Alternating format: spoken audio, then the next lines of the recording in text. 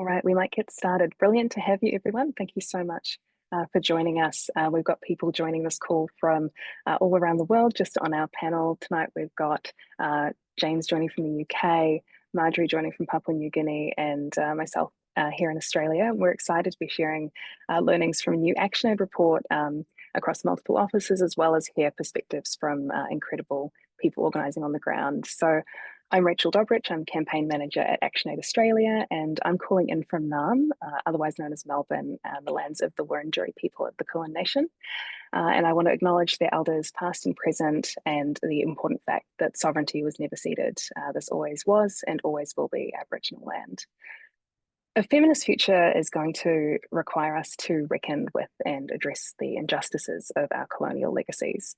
But a feminist future must also be fossil fuel free. Around the world, the fossil fuel industry has caused harm to women.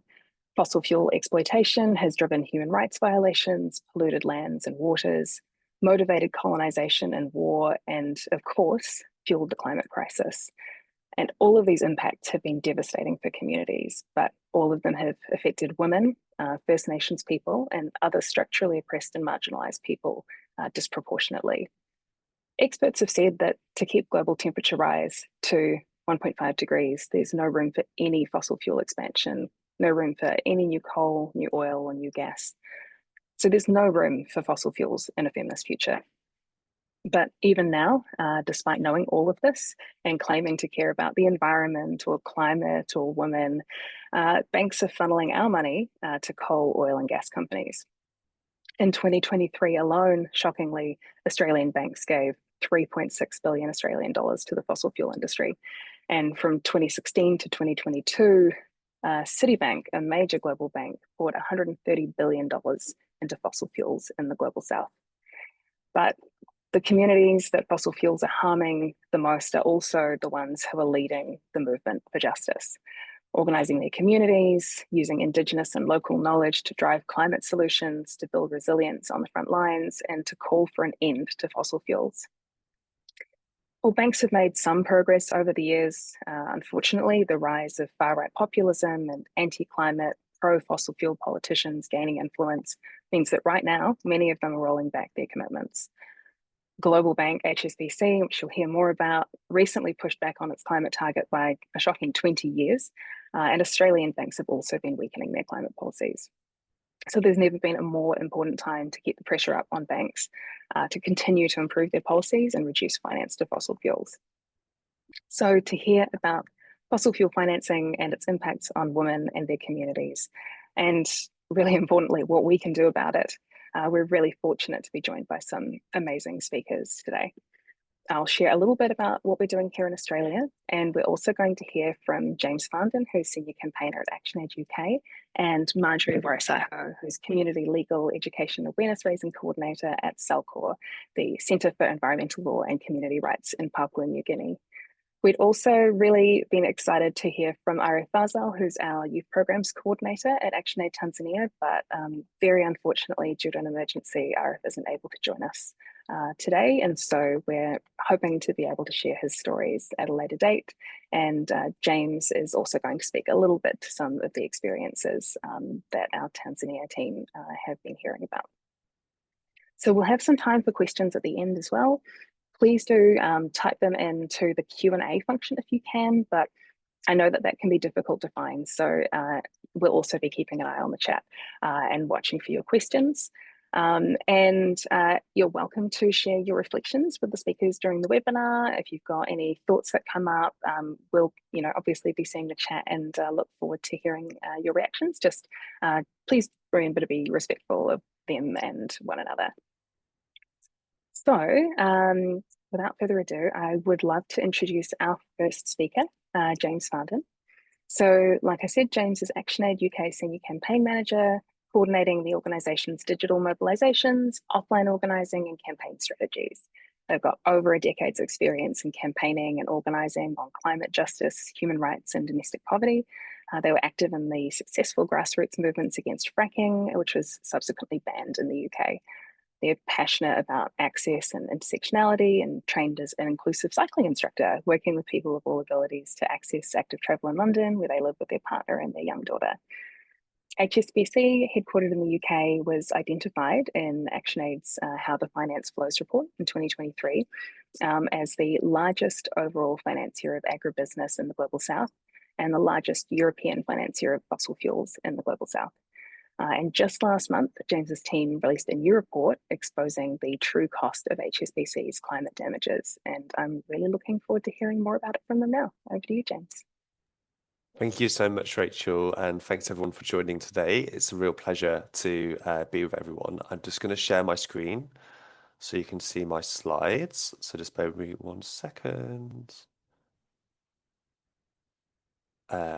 So hopefully everyone can see the first slide. I'm sure someone will write in the chat if they can't. So thank you, Rachel. My name's James. I am working at ActionAid UK, so I'm based in London. And we have recently released a brand new report working with ActionAid Bangladesh, ActionAid Brazil, and ActionAid Tanzania on the cost of HSBC's funding of the climate crisis. So I'm just going to talk a bit today about what our report found and what some of the localized impacts of HSBC's funding is across the world, particularly in the 3 countries that I've just mentioned. So firstly, I just want to introduce who HSBC are, because I'm aware that they don't have such a large retail presence in Australia as maybe they do elsewhere. But they're a British-based global bank, and they have a presence in over 62 countries, and they're actually the largest European bank based on their total assets. They're also the largest overall financier of agribusiness in the Global South of any global bank, and the largest European financier of fossil fuels in the Global South. And as Rachel says, the direction of travel for HSBC in recent months has not been promising. And earlier this year, they delayed their own net zero target, which was originally set for 2030 to 2050. And that's reaching net zero goals for their own operations and their supply chains.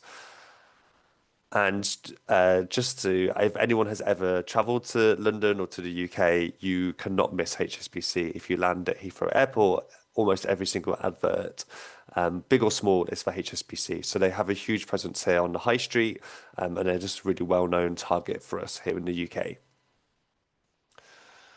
So our report looks at the 2 types of harm caused by HSBC, which I'll be talking about a bit today. So first is the quantifiable cost of the emissions generated by their funding. So this is looking at both fossil fuel extractivism and also harmful industrial agriculture, and looking at the emissions that generates and then the impact of those emissions. And then the second is the localized impacts on communities, particularly women and girls, of these extractive projects. So that's not just the carbon emissions of the projects, but it's also human rights violations, land grabs, impacts on water or farming, and health impacts as well linked to these projects, which I'll talk about in a bit more detail. So I wanted to start talking about these quantifiable impacts of their funding. And we looked at these in kind of 3 steps. So the first is, in our report, we identified that in a 3-year period, HSBC provided 153 billion pounds worth of investment and financial flows to both fossil fuels and industrial agriculture. So that's a huge number. I think especially when you compare it to the number that Rachel said previously with Australian banks is around 3 billion over 1 year. So in 3 years, HSBC have funded over 153 billion. And that investment has generated 357 million tons of CO2. And to give that kind of some context, that is the equivalent CO2 emissions that the whole of the UK produces in 1 year. So one bank is funding almost equivalent to a whole kind of global north, highly industrialized nation like the UK. And I think most importantly for our report and the impact, we looked at what the societal cost of these emissions are. And I'll talk a little bit more detail about what we mean by societal cost of emissions, but we calculated that the societal cost of those emissions is 128 billion pounds worth of climate damages. And that is equivalent to 3 times HSBC's profit. So I'm just going to break these figures down into a little bit more detail. So first of all, the emissions that HSBC are fueling with their investments. HSBC massively underreport the amount of emissions that they're funding. So HSBC's own reporting and their own data only reports around 70 million CO2 on this 3-year period. However, we worked with another non-profit called Profundo, who looked at the full emissions from the full value chain of HSBC's investment, including scope 3 emissions, which HSBC don't include when they conduct their own reporting. And we actually found out that they hadn't disclosed around 80% of their emissions were undisclosed. So our calculation with Profundo, which is actually a fairly conservative one, is that they have, through their investments between 2021 and 2023, have funded 350 million tons of CO2. And like I say, this is equivalent of the whole of the UK's emissions in 1 year. So it's a huge, huge number. And this investment comes from direct loans, underwriting, as well as bonds and shares. And I talked a bit about the societal cost of HSBC's admissions. So the societal cost of carbon is a methodology where we take each ton of CO2 and we give it an equivalent financial value of the long-term harm that CO2 will cause. And we look at this over a period up to 2080. So it's a significant period where we're looking at the long-term damage of each ton of carbon that goes into the atmosphere. And for this research, we used a kind of an average of what that long-term damage would be. So again, this is a pretty conservative figure, the 128 billion, but effectively, what we will see, the emissions that have already been put into the atmosphere will cause 128 billion of economic damage. And as we talked about at the start of this call, it is communities in the global south and particularly women and girls who are facing these impacts the hardest and will face the most severe impacts of that economical damage. And again, to give it some context, the damage they've caused in that period is 3 times the amount of profit that they've caused. So while shareholders in HSBC and other global banks are getting rich from these investments, they're causing significant more damage than the profit that they're making. But it's not just facts and figures. And I always think that when we talk about the climate crisis, it's much more impactful to be looking at the human impact that is already happening. So our report worked with our colleagues in ActionAid Brazil, ActionAid Tanzania, and ActionAid Bangladesh to look at the localized impacts in each of these areas. In Bangladesh, HSBC have been financing a heavy oil-based electricity power plant run by United Paya Power Plant. And that has caused huge health and land impacts for the local communities. It has covered the local area in large swathes of dust and ash. And we've seen anecdotally a rise in kind of people suffering from health impacts like breathing issues, asthma, kind of the kind of things you would expect to see when people live so close to heavy localized pollution. And this has exacerbated gender inequalities in the area. In the local community, women are traditionally responsible for things like collecting household water or caregiving, and it's the pollution of the water and the economic insecurity caused by the power plant that is impacting women the greatest. We've also seen, or there was also reports of an increase in gender-based violence from the influx of workers and industrialization in the area due to the power plant. And one of the community members shared with our team in Bangladesh that water is life, but here it has become poison. We've also seen in Tanzania a project funded by Total Energies, which receives a significant funding from HSBC called the East African Crude Oil Pipeline. People on this call might be familiar with this project because it's quite well known globally, but it's a pipeline that runs from Uganda to Tanzania, which is expected to take millions of tons of oil from underground reserves in Uganda to the ocean in Tanzania, where it can then be exported through shipping. And HSBC have funded about nearly £2 billion to Total Energies and around £250 million to the China National Offshore Oil Corporation, who are both key funders of the pipeline. And the ECOP pipeline is linked to numerous land grabs, environmental destruction, and human rights violations in both Tanzania and in Uganda. And in Tanzania, female-headed households have lost income and land due to the ECOP pipeline. And in the report, you can see some really detailed examples of gender-based discrimination, even for people who are working on the pipeline itself. And lastly, I wanted to talk a bit more in depth about Brazil and the impact of harmful industrial agriculture on the land, particularly as COP30, the UN climate process, is taking place in Brazil this year. It feels like a particularly poignant example to go into a bit more detail.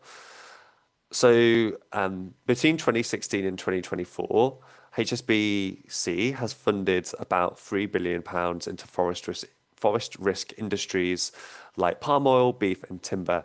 And this has led to deforestation, displacement of communities, and destruction of natural resources. But it's not just the forests that are being destroyed, they're also taking away resources from women farmers and female-headed households who often depend on the land to survive and for their livelihoods.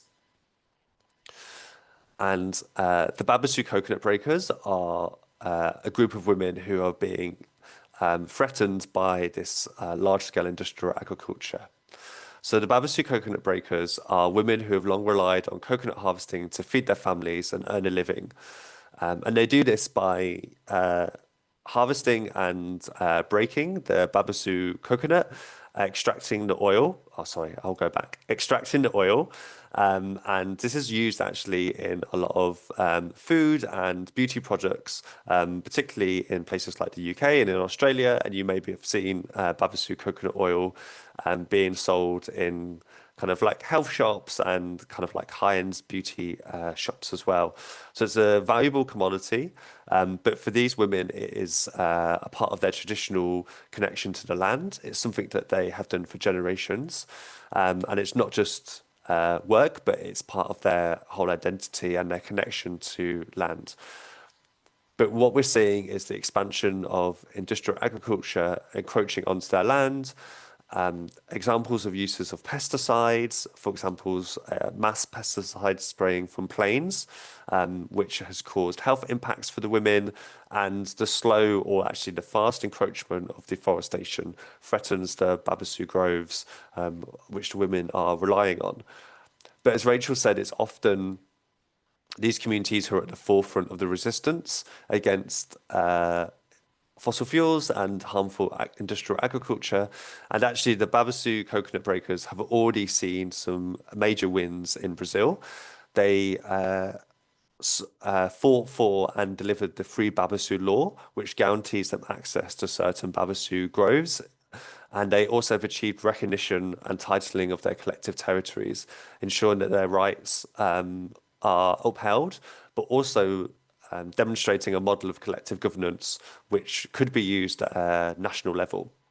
So we've seen some amazing wins from the campaigning and activism and resistance from the Babasu coconut breakers, but they are still massively threatened by industrial agriculture from organizations which are being funded by banks like HSBC.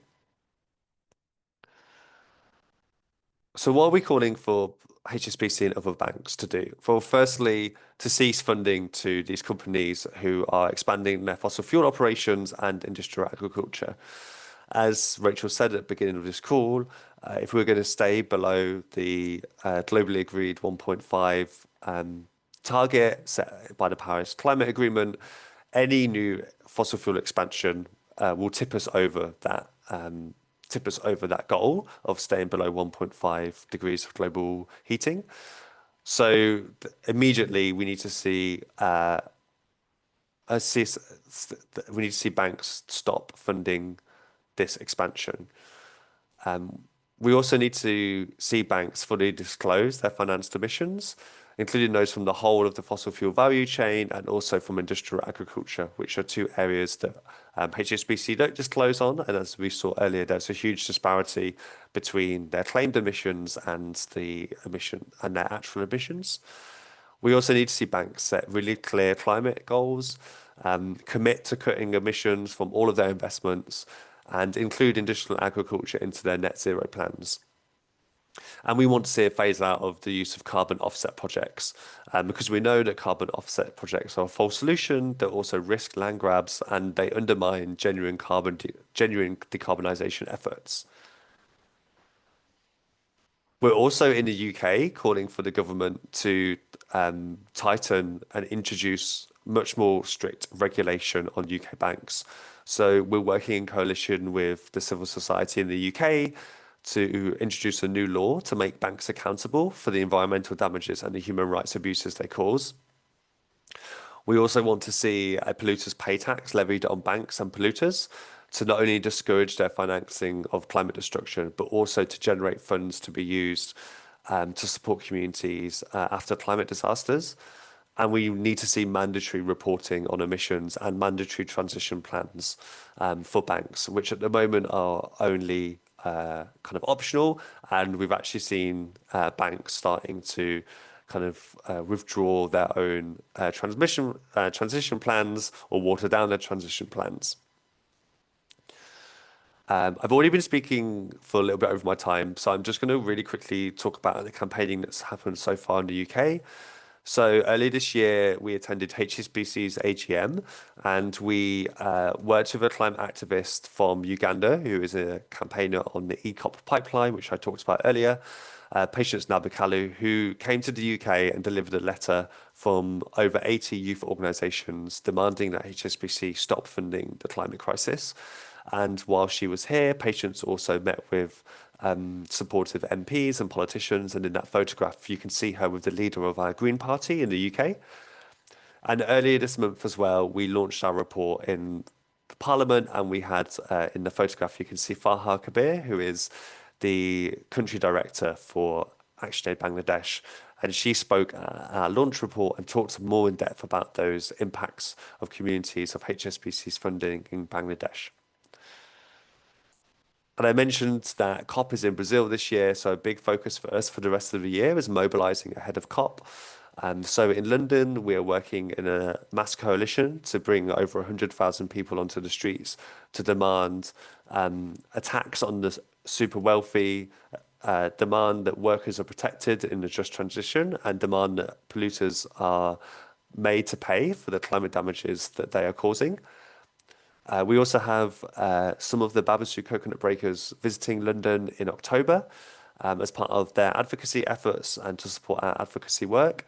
And then, of course, we have the COP30 in Brazil, where we'll be lobbying the UK government ahead of that to ensure the UK government is fighting for a just transition, which is one of the main kind of themes and outcomes of this year's COP. So that's all I wanted to share with you today. I think the link for our report has already been shared in the chat, and I would really recommend reading the report in a bit more detail. And I'm really happy to answer any questions that we might have at the end. I can just see a quick question from Scott in the chat. And yeah, the reason we use financial flows is because we're capturing both direct investments, but also bonds and underwriting. So that's the kind of term financial flows, is to capture both of those terms. Although the majority of the funding comes from loans and underwriting. So about 140 billion from loans and underwriting and about 11 billion from bonds and shares. But yeah, that's where we're using the term financial flows, is just to capture all of the ways in which HSBC is funding these organizations.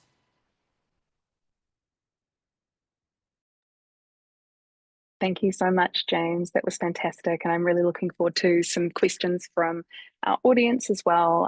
There's plenty to dive into more there at the end. So I'm just going to chat a little bit about the work that we've been doing here in Australia. So building off what James was sharing and the work that ActionAid UK have been doing, here in Australia, the big four banks, NAB, Westpac, ANZ, and Commonwealth Bank, are responsible for the vast majority of fossil fuel finance. These four banks have 70% of the share of the market in Australia, but a lot of Australians don't know that a huge amount of this money is going to fossil fuels. ANZ is the worst bank of the four, and since the Paris Agreement was signed, a major climate commitment in 2015, they've lent over $20 billion to the fossil fuel industry. But even though Australian banks have pledged to take action, they've made many promises over the years. In reality, most of them are still funding fossil fuels. A lot of the banks have said that they're not funding most new or expanded fossil fuel projects, but they've got pretty sneaky language. So they're still funding the companies that run the projects. How do they do that? In 2023, 98% of banks' fossil fuel lending was through what they call corporate loans, so funds to the companies rather than their coal, oil, or gas projects directly. It's kind of like saying that you won't fund cigarettes, but you will fund a tobacco company. So last year, we released a report looking into how finance from Australian banks is still going to Australian fossil fuel companies in particular, and being used to push dirty fossil fuel expansion in the global south. As I mentioned earlier, and as James just said again, we know that to limit global warming to 1.5 degrees, no new coal, oil, or gas can be developed. But even more recent research has shown that in addition to that, 60% of fossil fuel reserves within active fields and mines has to stay in the ground, which is pretty scary stuff. So new projects or expansion of existing ones is really worrying. But in the global south, big fossil fuel companies have a track record of especially poor behaviour, so not meeting their obligations to consult and seek consent from communities, often causing environmental damage that impacts local people's livelihoods and access to food and clean water. And as always, these impacts impact women among the worst. We found that in Australia, Santos and Woodside in particular have devastating plans in the global south. And since 2016, the big four banks alone have provided $5.1 billion just to Santos and Woodside. So Marjorie's going to speak more about Santos and the direct impacts that communities in Papua New Guinea are experiencing there. But just to give you an indication, the company's planned expansion for gas in Papua New Guinea alone would double the country's annual emissions, we found. Scope 3 emissions are the indirect emissions that occur across a company's value chain. So basically, like in the case of a fossil fuel company, the burning of the coal, oil, and gas that a company produced. And it's especially high for fossil fuel companies. So from 2022 to 2023, Santos's Scope 3 emissions were 37.2 megatons of CO2 equivalent, which was 87% of the company's greenhouse gas emissions. And in comparison, Woodside's is about 90% of their emissions are Scope 3. But Santos's annual Scope 3 emissions are huge. They dwarf the annual greenhouse gas emissions of Pacific Island countries. So, for instance, in 2021, the combined emissions of the Cook Islands, the Federated States of Micronesia, Fiji, Kiribati, Nauru, Palau, Papua New Guinea, the Marshall Islands, Samoa, Solomon Islands, Tonga, Tuvalu, and Vanuatu were 25.33 megatons of CO2 equivalent. So again, that's 25.33 versus 32.7 from Santos. And our analysis last year of Santos's planned increased production predicted that their annual total emissions, so Scope 1, 2, and 3, would increase by 22% from 2028, by 2028 from 2023 levels. In Senegal, Woodside has expansion plans that would produce 6 times the country's emissions. The project that they have there in Sangomar is driving much more reliance on fossil fuels for Senegal. Sangomar is Senegal's first offshore oil project. It first produced oil last year and has an expected life of 25 years. Woodside, an Australian company, has a massive 82% share in that project. So Woodside and other fossil fuel companies are projecting that this industry is going to generate tons of money for Senegal, but there's no guarantee that that's going to happen. And in the meantime, it's having pretty devastating impacts for a vibrant local fishing industry, which includes women who are working in really important roles, especially in terms of fish processing. And unfortunately, it's those women who have the least say in consultation because their roles aren't formally recognised and represented through consulted structures within Senegal. So without a proper consultation structure, women have little voice in decision making. So we know that big banks have to stop fueling the climate crisis, and Australian banks and fossil fuel companies aren't just having impacts in Australia, they're having impacts in other countries entirely. So we're calling on Australian banks to take action by cutting all types of finance to fossil fuel companies, not just to their projects, stopping funding clients without plans to reduce their emissions, having transition plans in place that are consistent with the Paris Agreement, and having rigorous human rights criteria, because funding fossil fuels at the moment is very, inconsistent with upholding human rights. So we've taken this message to ANZ's AGM. Our team was there at the end of last year asking questions of ANZ about their human rights record and about their plans. But we'd love your help in getting word to them too. ANZ is the worst of all the banks in Australia for fossil fuel finance, and you can take action to tell them what you think. So we'll post the link in the chat, but we'd love for you to write to ANZ's CEO and let him know that we want a fossil-free feminist future and an end to fossil fuel financing and its dirty impacts. So I'm really excited to dive in a little bit more to what is happening in Papua New Guinea. And to be clear, Australian banks aren't the only ones who are funding the projects that are operating there. But our last speaker today is the amazing Marjorie Warisaiho, the Community Legal Education Awareness Raising Coordinator for CELCOR, the Centre for Environmental Law and Community Rights.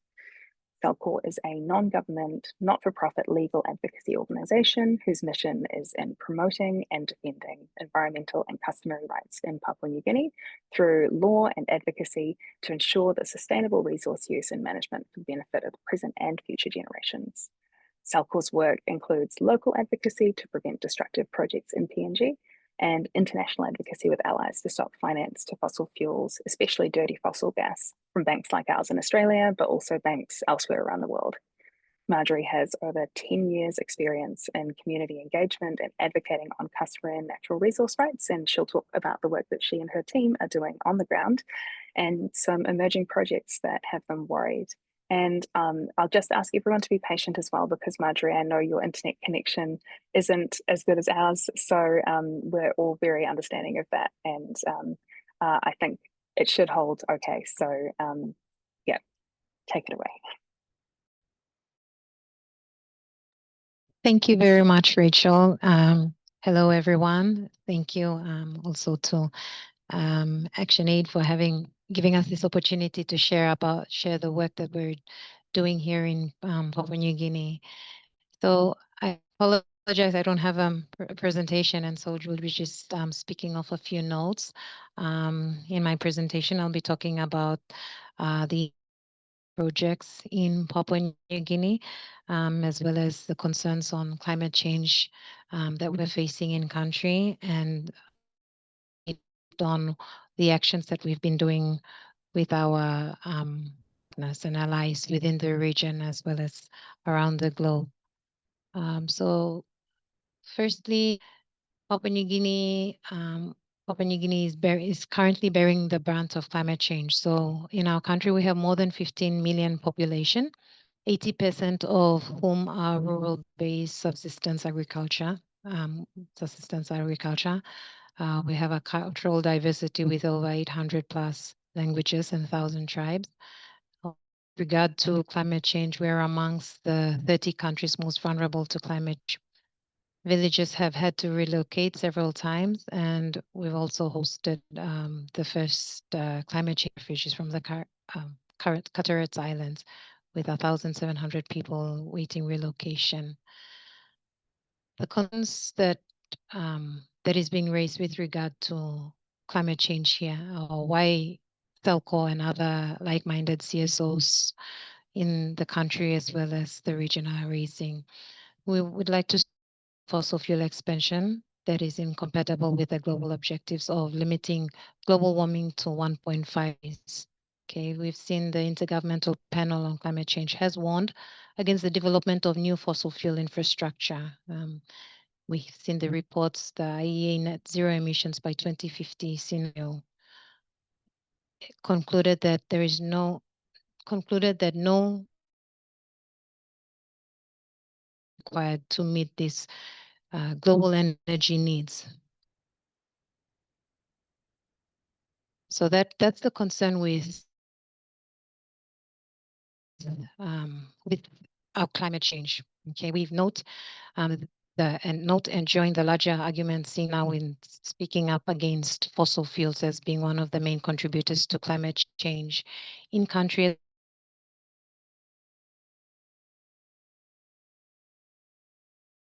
projects that is occurring. So we've had the PNG LNG that had started in 2014, and now the Papua LNG. So the Papua LNG is located in the Gulf province. The project is proposed to have 9 projection wells with a 320-kilometer pipeline that will be running onshore and offshore. In the project is going to host 4 electrical liquefaction trains, and the project is said to cost 10 to 13 billion US dollars. The proponents or the developers who'd be working on this project is Total Energies with 37.5% shares. We have ExxonMobil, who's also a partner in this project with 37.04%, Santos and JX Nippon. And now PNG government also has the right of entity with ownership with 22.5%. Our argument is that Papua LNG is not compatible with the International Energy Agency net zero scenario. So the risk with Papua LNG with regards to climate change, the project is proposed to emit 220 million tons of carbon dioxide with the 7% annual emissions from the industry and energy sector. Risks with Papua LNG, we've already seen a dangerous precedence with the current existing PNG LNG that is running on foot. There is lack of transparency on consultations. There's lack of free, prior and informed consent, or FPIC. There's risks of climate biodiversity and human rights risks of Papua LNG having been raised by, which are currently these concerns being raised by 6 Papua New Guinean organizations or CSOs. So concerns have also been raised by the international organizations around 3 continents that are experts in the financial sector or human rights standards, procedures, expectations, and the due diligence process. There's also reference to concerns raised by organizations or individuals or advocates that have been cited in media outlets such as PNG Business Adventure and the Post Korea, as well as Le Monde, Reuters, and the Australian Financial Review. The Institute of Energy Economics and Financial Analysis has reported on financial risks related to the project, including those related to market shifts and climate change. So in addition to this risk, there's also concerns of the human rights risk, risking a coercive environment where people cannot really speak freely. There's lack of research into the health impact of this project, climate-related human rights risk. There's also risks of sexual gender-based violence risk. other risks further articulated in that can be found on the Backtrack Papua LNG dodgy deals profile.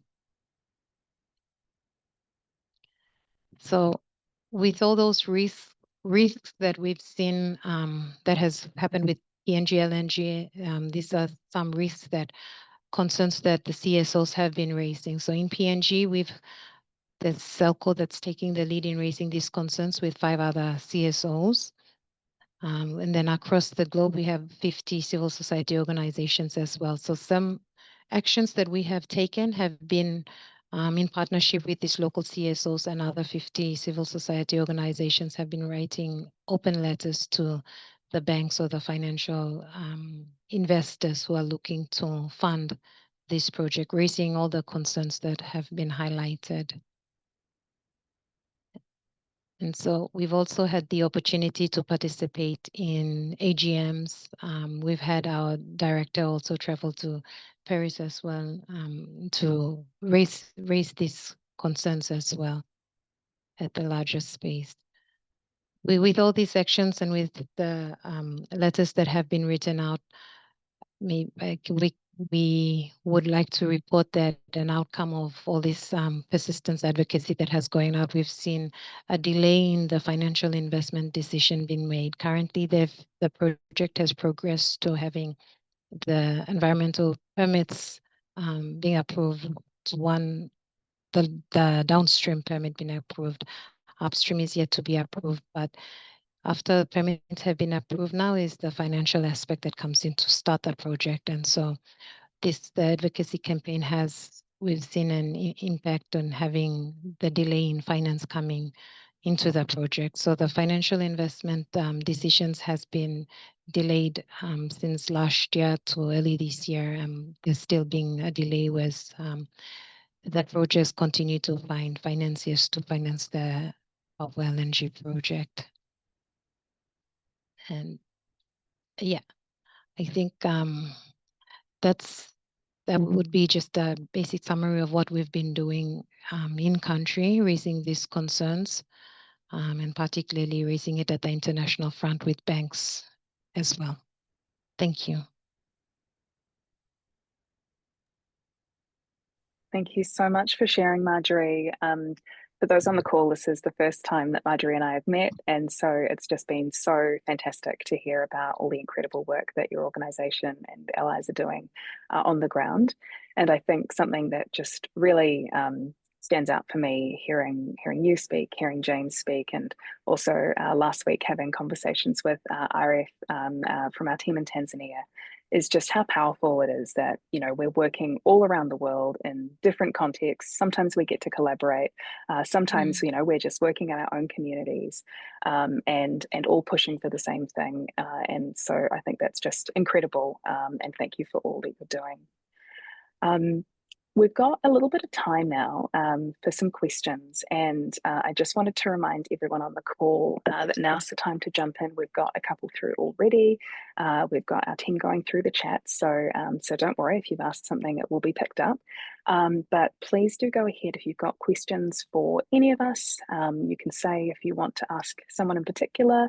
They can be specific, they could be more general. But I might jump in with one to get us started.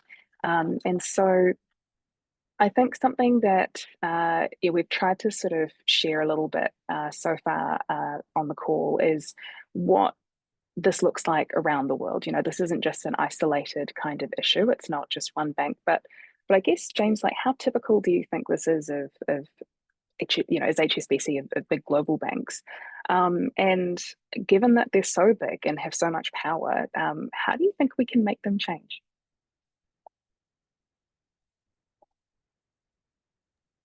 Sorry, Rachel, I was just finding the mute button there. I think in terms of global banks, HSBC are definitely at the worst end of the spectrum, but I don't think they're atypical. And I think this is something that we've seen when ActionAid UK recently made a decision to leave HSBC or to withdraw. So we were banking with HSBC as an organisation, and we recently left. But making that decision, leaving was actually very difficult because finding a bank that can fulfill all the requirements of an organization like ActionAid and doesn't invest in the industries that we are trying to, avoid, so fossil fuels and industrial agriculture, is very, very difficult. And Marjorie mentioned BankTrack, and they've got a really good kind of tool, which I'll just post in the chat, called bank.green, where I've just checked, and it's an Australian feature. I think it covers most of the world. So you can basically search any bank, and they will tell you, based on their criteria, yeah, where they rate from kind of good to bad. And HSBC on that are one of the worst. And I would say HSBC, along with probably Barclays, are the two worst kind of European-based banks that we have, but also obviously in the US, you've got Citibank as well.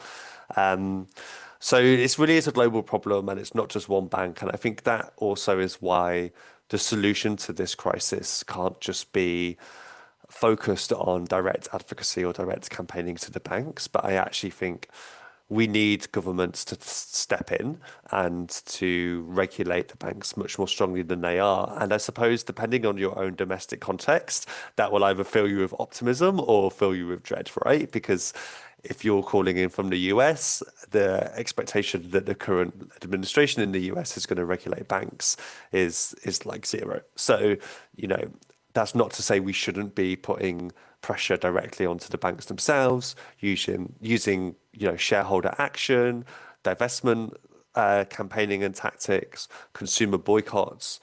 All of those things help build pressure, but I do think that we can't ignore that banks are following the money and they're following government regulation. So what we've seen in the last couple of years is, or even more recently than that, I would say in the last kind of 6-7 months, is that banks have started to roll back on their own commitments, and they've started to blame a multitude of factors. They've started to say the science is changing.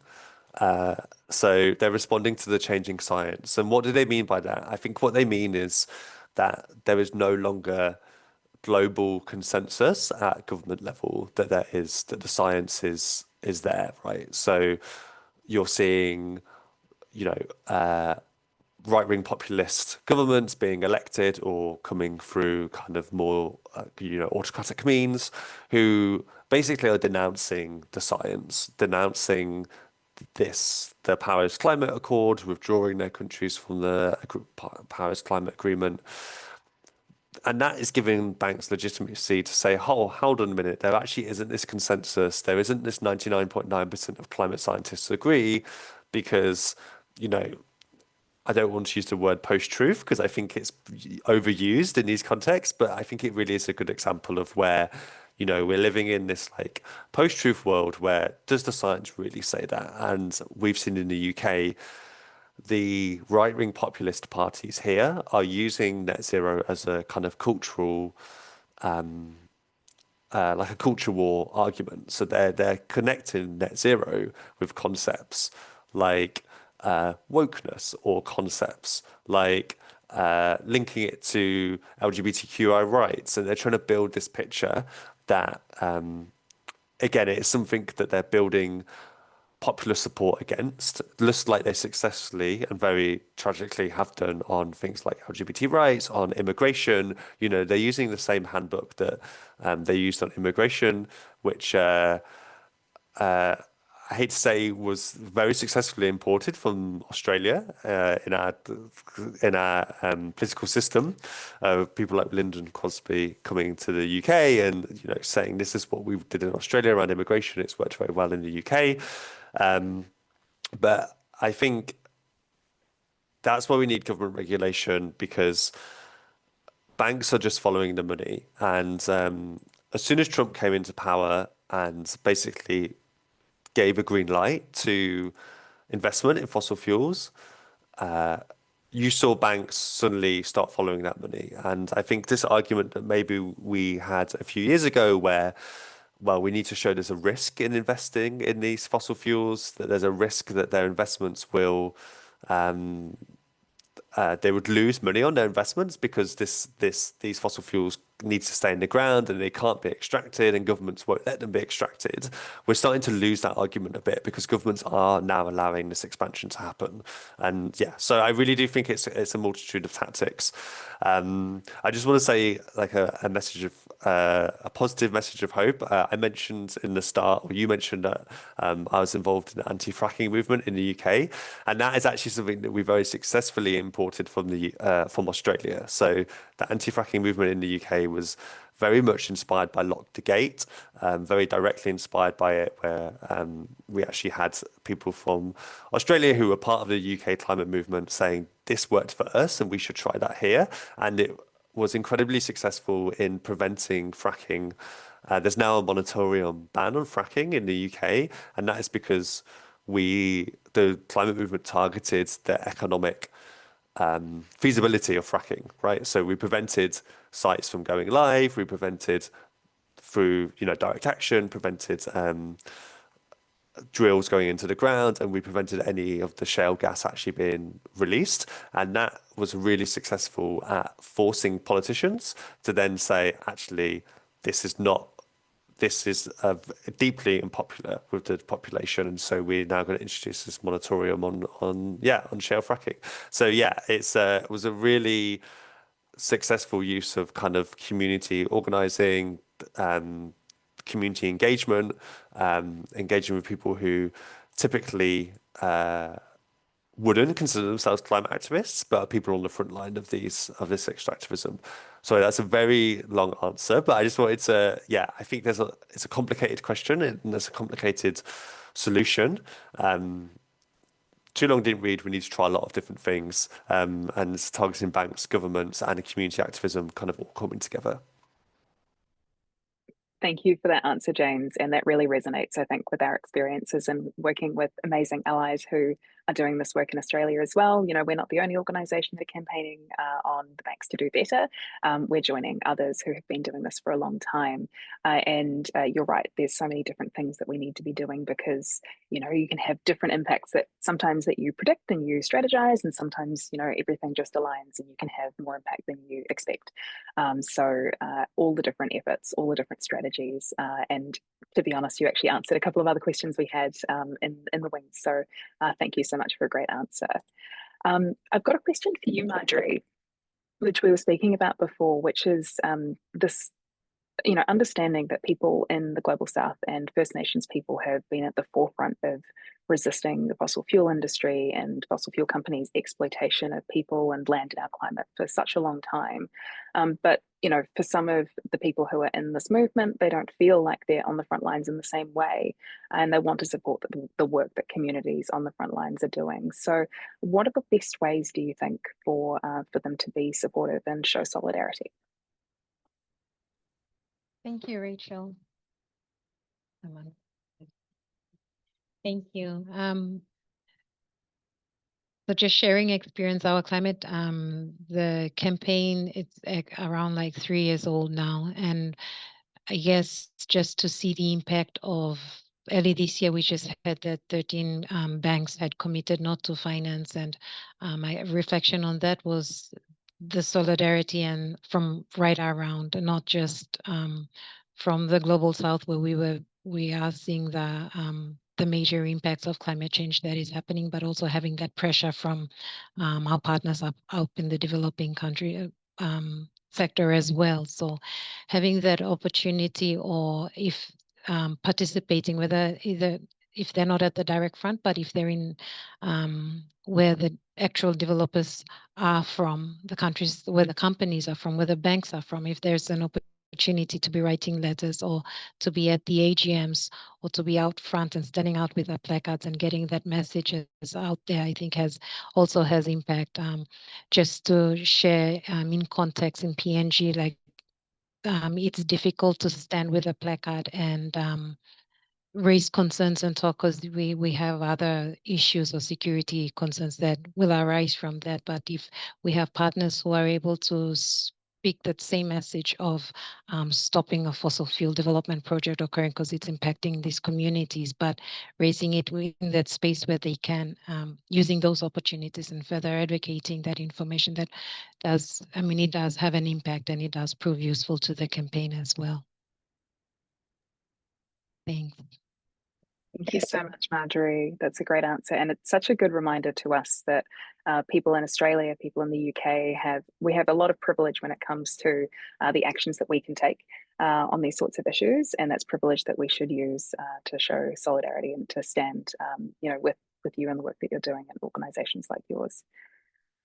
We've got a couple of questions that have come through about some recent events.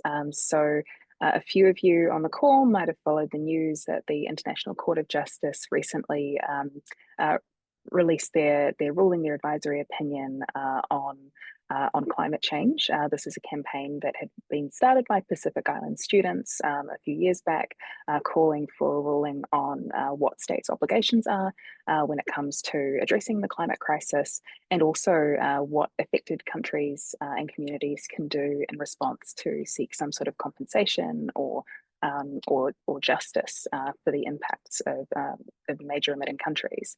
And so a couple of the questions that we've come through are people wondering what this could mean for our bank's work and for private sector companies. So we've got how will this recent decision help our global campaigns?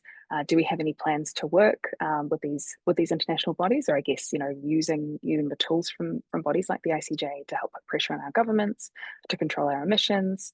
Hoping some positive change will be coming soon with announcements like these. So Marjorie, I know you come from an organisation that does legal advocacy work, so I'd love any reflections that you have. James, I know we were speaking about this before, so would really love the reflections from both of you if you like. But James, feel free to kick us off.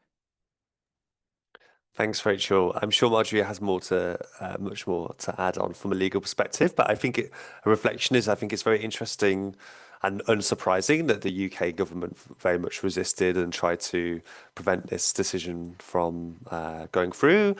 And, the UK has a huge historical responsibility for the climate crisis, both from our kind of colonial history and also our kind of industrial kind of expansion and industrial revolution. And I think it's very uncomfortable for the UK to face up, even when we talk about climate finance and how we kind of maybe contribute in a very small way to climate adaptation and mitigation. The UK and other global north countries very much want to do that on their terms, right? So I think what's so kind of exciting about this decision is that it will shift the power away from climate finance just being on the terms of the global north and those decision makers at processes like COP, where very much those colonial power relations still exist and are still playing out. It will shift that power back to the communities that are kind of facing these impacts now. And this is not a future problem. This is a present issue.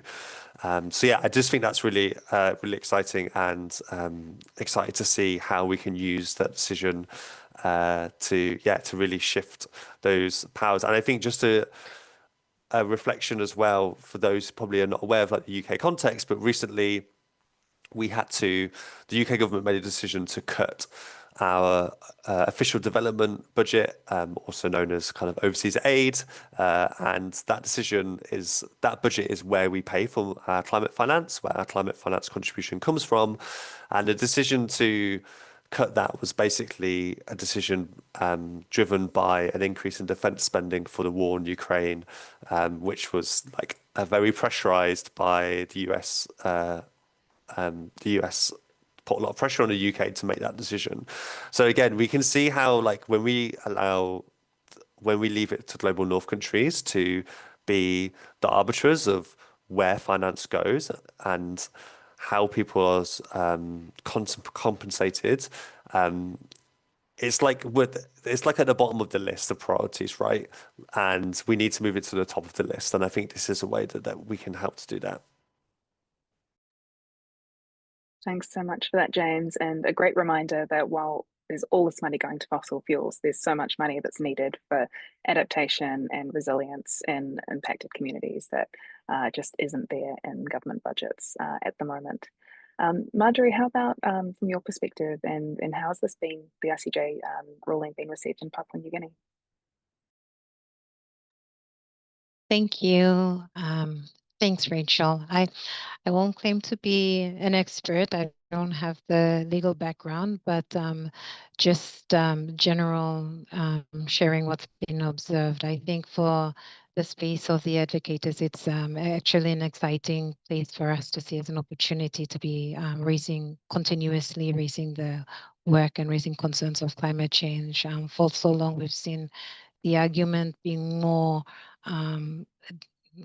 perhaps dictated is too harsh, but more driven by the developers, okay, the industrial countries as well. And this could be the possible opportunity for more voices from the global south, or those who are actually being impacted and used as an avenue. So we really can't predict what would come out of it, but I would say that it's an opportunity and a pathway that we could at least explore, and hope that we can actually raise all these concerns. I think at the end of the day, it goes back to the moral argument that is there with regard when we're talking about rights and when we're talking about life and the impact, and how all our actions are having the change that is faced, and how one part of the globe is being more affected than the other and all that. So it's just, yeah, seeing that as an opportunity that we can work on and further advocate for the issues and concerns that have been raised in the Pacific. Thank you so much, Marjorie. And again, you're right that this has been a long-standing call from the Pacific to have justice when it comes to climate impacts. And yes, I mean, this ruling is so new; it's just from last week. So there's still a lot of exciting conversations happening in movement spaces and in media as well around what this could mean. So I think there's an element, like you say, of watch this space, but also to it's an invitation to think creatively about what this could mean, and for people to step up and utilize this, because this ruling, it doesn't exist in a vacuum. This is something that's there to be used as a tool, and so hopefully it can bring about the justice that we're wanting. So I've got one more question that's come through. It's a little bit different, and so maybe either of you jump in. And this came through the chat, which we were talking about the disproportionate impacts on women and other communities of the climate crisis and of the fossil fuel industry. And someone asked whether there's evidence as well of disproportionate impacts on LGBTQIA communities in local communities to fossil fuel projects, or I guess they said elsewhere. So maybe also more broadly in terms of climate impacts. Marjorie, I'll go to you first in case that's something that CELCOR is aware of or has worked on. Thank you, Rachel. Not currently or at this space in time. So sorry, I can't, directly answer to that. No problem. And I also know CELCOR is busy trying to do work in terms of the engagement you do with communities about, collecting more stories. So it's always an interesting lens to have another perspective as well. So thanks for the question. James, anything you might add? No, I actually did see this question in the chat and it really intrigued me as well. It's not something that ActionAid has directly worked on in the UK or has evidence for, but I did do a quick kind of search online, and there are a few organizations who have kind of looked into this into a bit more detail. So I'll just share a couple of links in the chat in case that's useful. But I mean, I would say, I think, we see climate change is one of the multiple systems of oppression that affects people's lives, along with white supremacy or racism or the patriarchy or homophobia, transphobia. And I think we need to see all of these things as intersecting, right? So there's a reason why the same reason why women and girls are at the forefront of kind of the impacts of the climate crisis. It's the same reason why LGBTQI people are also kind of more at risk from the impacts of the climate crisis, and also often the least responsible as well. So I've shared a link that I think might be useful. It's not something we've worked on directly, but yeah, if anyone else knows of any other resource around this, please do share it in the chat, because I'd love to see more. Thanks so much for that answer, James, and thanks for doing a bit of a hunt there. I mean, we'll only solve these problems if we work together, and so, you know, it's great to see when there's other work being done in the movement that we can draw from and learn from as well. And again, thanks for a great question, something for us to be thinking about too. So thank you so much, James and Marjorie, for joining tonight, our time, and different times elsewhere for some people who might be on the call. I hope that everyone's learned a bit more about how we might be able to take action together to put an end to financing fossil fuel expansion, and hopefully a bit of an understanding of why it's so important.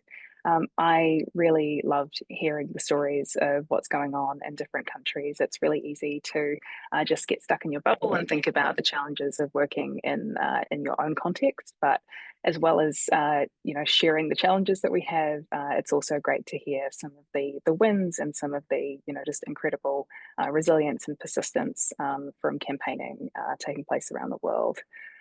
So I hope that those of you on the call will be able to follow each of our organisations from tonight's panel and find out more ways that you can support their work. We've posted a few different links to actions in the chat, reports, things that you can read, and different ways that you can hold these various banks to account.